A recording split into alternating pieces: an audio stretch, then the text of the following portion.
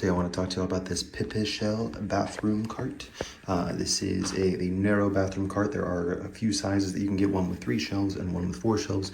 We got the 4-shelf design. Don't know if we actually really needed it, but we got it anyway.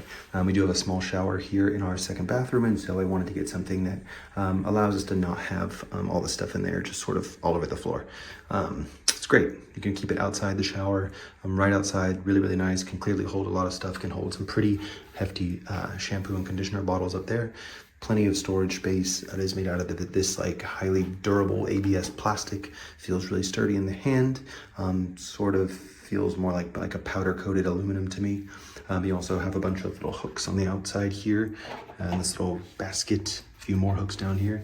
These ones are all customizable, so you can move those around as you please. Love the design. It also does come with wheels on the bottom, though we took those off because I didn't really think we needed them.